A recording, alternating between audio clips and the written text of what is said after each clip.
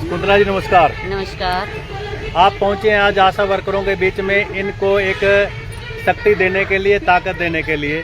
कल की जो घटना है, जिस तरीके से आशा वर्करों को किसी को कहीं छोड़ दिया और किसी को कहीं छोड़ दिया, इस घटना के बारे में क्या आप कहना चाहेंगे, क्योंकि आप आज इनके बीच में पहुंची हैं?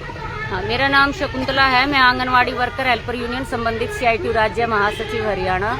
मैं ये कहना चाहती हूँ कि पिछले दिनों आंगनवाड़ी की भी एक स्ट्राइक चली थी और जब आंगनवाड़ी वर्करों ने भी विधानसभा कूच करना चाहा था तो उनके साथ भी सरकार ने ऐसे ही घटनाक्रम किया था और ऐसे ही कल हमारी आशा बहनों के साथ किया है।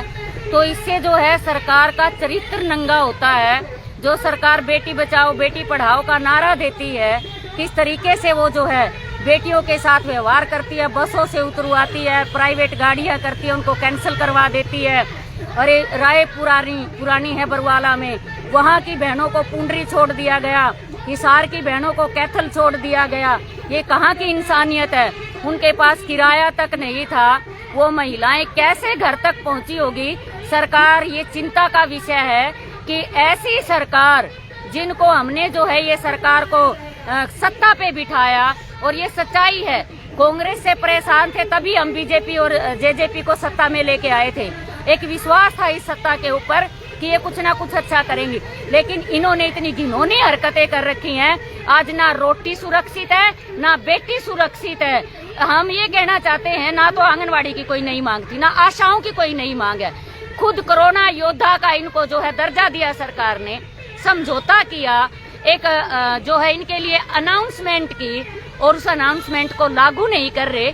उसको लागू करवाने के लिए उनको स्ट्राइक पे जाना पड़ा। आप एक बात सोचिए, हम मीडिया के माध्यम से कहना चाहते हैं, अगर ये आशा वर्कर बहनें पंचकुला चली जाती, विधानसभा कूच करती, पुलिस जहां रोकती तो क्या नहीं रुकती? आज तक रुके हैं, सदा ही रुके हैं। जहां रोकते हैं हमने तो कोऑपरेट किया हमेशा, लेकिन ये तमाशा करके सरकार ने, ये बवंडर रच के सरकार ने अपनी मिट्टी पलीत करवाई है, क्योंकि वो आंदोलन एक जगह पे होना था और अब जो है हरियाणा के अंदर हजारों जगह पे आंदोलन हुआ, क्योंकि जहां बहनों को सड़कों पे उतारा वहीं नारेबाजी हुई, जहां महिलाओं को रोका उन्होंने वहीं पर जाम लगाए।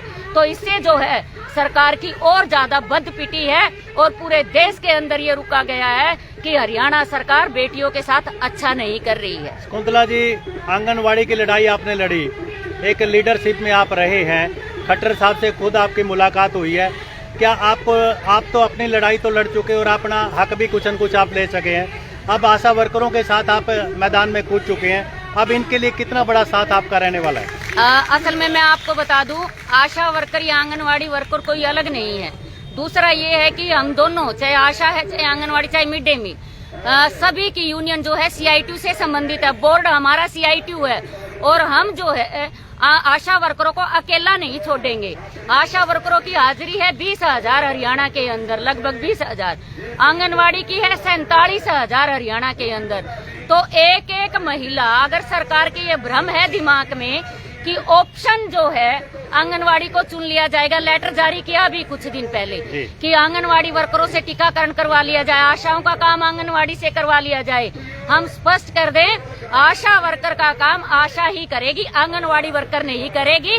आंगनवाड़ी वर्कर तो ये तो करेगी, आशाओं के साथ लड़ाई के मैदान में उतरेगी, कदम से कदम, कंधे से कंधा मिला के चलेगी, तन मन धन सभी प्रकार से हम जो अपनी बहनों का साथ देंगे। सुषमा जी, आप लोगों के ऊपर कल जो सरकार की तरफ से कोई कुठाराघात किया गया, तो इस मामले को लेकर के बहनों को किसी को कहीं छोड़ दिया, किसी को कहीं छोड़ दिया, आशा वर्करों को, तो इस मामले में लेकर के आज आंगनवाड़ी का भी आपको साथ मिल गया है, तो क्या कहना चाहेंगे आप? हमारा कहना यही है जी, पहले तो जो मतलब आंगनवाड़ी की वर्क या महासचिव अपनी शकुंतला बहन ने बिल्कुल ठीक बोला, एक बैनर है, एक लड़ाई है। और दूसरा 1947 से पहले की याद दिला दी कल, क्योंकि नजरबंद करना नेताओं को और गिरफ्तारियां ये अंग्रेजों के जमाने में हुई थी और अब बीजेपी के राज में हुई है। इससे नीचता और इससे नीचे और कोई हो नहीं सकता। सरकार से तो बड़ी उम्मीद लगा रखी थी कि रक्षाबंधन में आपको बहुत बड़ा तोहफा मिलेगा। क्या यही तोहफा मिला कि आपको बसों में भर करके किसी न किसी किनारे पर छोड़ दिया गया? बिल्कुल यही तोहफा मिला जी, और हमें इतना नीचे जाएंगे या इतना गिरेंगे इसकी उम्मीद बिल्कुल नहीं थी। इतना पता था कि जिला पदाधिकारियों तक रहेंगे, लेकिन ब्लॉक पे PSC वाइज एक एक आशा के घर पहुंचेंगे, पुलिस की सिक्योरिटी, वैसे तो कोई घटना घट जाए पुलिस मौके पे आती नहीं। और कल अपने जो मुख्यमंत्री जी उन्होंने भी बयान दिया था नूह में जब हिंसा हुई कि एक एक के घर सुरक्षा कैसे दी जाए। अब आशाओं के घर एक एक के घर सुरक्षा के लिए ने लगाया कि कहीं ये विधानसभा घेराव में क्या कर दे और क्या करते। हम तो शांतिपूर्वक प्रदर्शन करते आए हैं, आज तक कोई एक भी प्रदर्शन ऐसा नहीं रहा जिसमें हिंसा हुई हो। तो आपने ऐलान किया था कि विधानसभा का घेराव हम करेंगे और 29 तारीख का आपने दिन रखा था, और 29 से पहले ही आप आशा बहनों को सबको तितर बितर कर दिया गया। तो इसके पीछे क्या आप मानते हैं? इन्होंने अपनी पूरी कोशिश की, लेकिन कितना हुआ? आशाओं की आपने वीडियो देखी है सोशल मीडिया पे, कितनी रुकी? आशाओं में इतना जज्बा था, कोई आशा एक भी घर नहीं थी, और निकल के इनकी सिक्योरिटी में से निकल के भी गई हैं। पंचकुला भी पहुंची है हमारी बहनें, गुला की बहनें पहुंची है। कल एक बहन का फोन आया पुंडरी से कि ड्राइवर का पता ही नहीं, बस में भर के हमें पुंडरी छोड़ दिया और ड्राइवर भाग गया, और वो बस में बैठी रही, क्या पता कितनी देर वो बस में बैठी हैं। तो वो बहनों के लिए क्या कहना चाहेंगे जिनको ड्राइवर छोड़ के और बस में छोड़ के भाग गए? जैसे ही मेरे पास इसकी सूचना आई, मैंने बोला कि आप अपनी जो नजदीक की आशा थी उनको भेजा, बोला यहीं रुको, मैं भी आने लग रही हूँ। और अपने शास्त्री जी हैं और जो अपने यूनियन के और सदस्य हैं तो उनको भेजा वहाँ पे, उनको मतलब जितनी हमारे से हेल्प हुई की, और उन बहनों को सुरक्षित काफी जद्दोजहद के बाद उसी बस में वापस भेजा गया।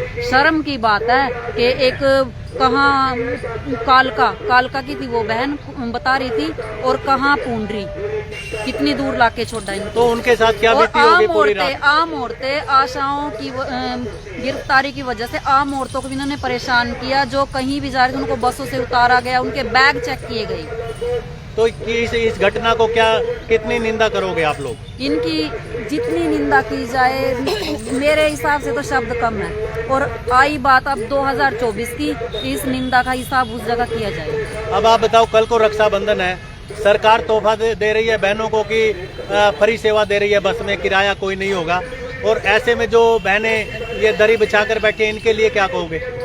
एक तरफ तोहफा दे रहे हैं, दूसरी तरफ बहनों पर हमें नहीं चाहिए इनका, तो नहीं चाहिए, नहीं हमें नहीं चाहिए। और एक बीजेपी का प्रवक्ता परसों की डिबेट में था, मैंने तो सुनी उसकी, वो कह रहा था कि ये तो इंसेंटिव पे काम करने वाली हैं। हम कब कह रहे हैं कि हम कर्मचारी हैं? हम तो यही कह रहे हैं हमें कर्मचारी का दर्जा दो। कह रहे इंसेंटिव है, हम दे रहे हैं, इससे ज्यादा क्या दे? खुद देख लो, वो कौन सा हम सेवा कर रहे हैं, वो जनता के लिए क्या कर रहे हैं? वो भी तो 5 साल के ही चुने जा रहे हैं, तो वो कैसे चिपके बैठे हैं? उनकी कैसे पेमेंट है?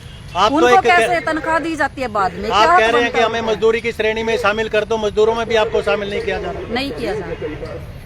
तो देखिए दोस्तों, बड़ी ही एक बार एक दिन के लिए बीजेपी का बीजेपी सॉरी गलत निकल गया, कोई भी MLA किसी पार्टी का या MP या मुख्यमंत्री कोई भी बने, वो उसके बाद अपनी पूरी लाइफ तनख्वाह लेने के लिए तैयार है, और हमारा इन्हें इंसेंटिव भी दिख रहा है। अभी तक तो शर्म आनी चाहिए ना।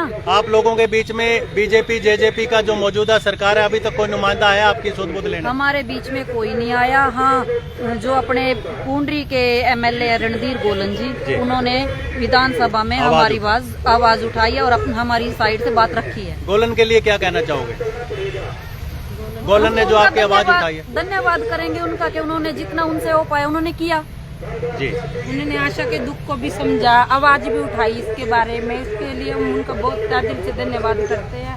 और आगे भी उनसे यही गुजारिश करते हैं, जहाँ भी उनकी चलती है वहाँ पे हमारी आवाज उठाई जाए, आशा बहनों के बारे में, उनके हक में आवाज उठाई जाए। कल रक्षाबंधन पे क्या प्रोग्राम रहेगा आपका, या यहीं दरी पे बैठना? अभी फिक्स नहीं, अभी फिक्स नहीं हुआ। हाँ, इतना है कि स्ट्राइक हमारी 11 सितंबर तक बढ़ गई है। यानी अभी मैदान में आपको बैठना पड़ेगा? जी, बैठेंगे। कोई उसके बाद लगता है कि कोई अच्छी खबर आप लोगों के लिए कोई सरकार दे? खबर तो है नहीं सर, लेकिन एक खबर जरूर अच्छी है, हमारे लिए तो अच्छी है। क्या? कि ये सरकार हमसे डर चुकी है, महिलाओं से बहुत ज्यादा कांप चुकी है, क्योंकि हम रीढ़ की हड्डी तो हैं हेल्थ डिपार्टमेंट के। और आज हमने वो नींव भी हिला दी है सरकार की, वो भागी दौड़ी इसलिए थी हमारे पीछे पीछे। अगर उनको डर ना होता तो वो एक एक वर्कर के पास पुलिस वाले बंदों को कैसे भेजते? तभी उनको ऐसा महसूस हुआ कि ये औरत तो बहुत खतरे की घंटी आ चुकी है। जो इन्होंने लाल ड्रेस पहन ली, लाल इन्होंने झंडा ले लिया, ये झंडा किस लिए लिया, लाल ड्रेस किस लिए पहनी? कि सरकार तो पूरी की पूरी हिल चुकी है और सरकार को हमारी मांग माननी पड़ेगी। आज नहीं तो कल जरूर मांगेंगे वो हमारी मांगे। मांग माननी तो पड़ेगी, उनको हर तरीके से पड़ेगी। और एक चीज इनका डर सही है और बिठा कर रखेंगे। जो औरतें आशा वर्कर जब गवर्नमेंट हॉस्पिटल में उस टाइम ये गोबर पत्ता जाता था, उससे बढ़ा के आज कितने आंकड़े गिनवाए, मतलब इतनी प्रोग्रेस करवाई है। तो याद रखना 2024 में भी हैं, इनका डर ठीक बैठाएंगे, इनका सुपड़ा साफ करवा कर ही मानेंगे। क्या नारी शक्ति का रूप दिखाओगे? जी दिखाया जी। कल देखो ना, सरकार, सारी सरकार आशा बहनों के ऊपर खड़ी थी।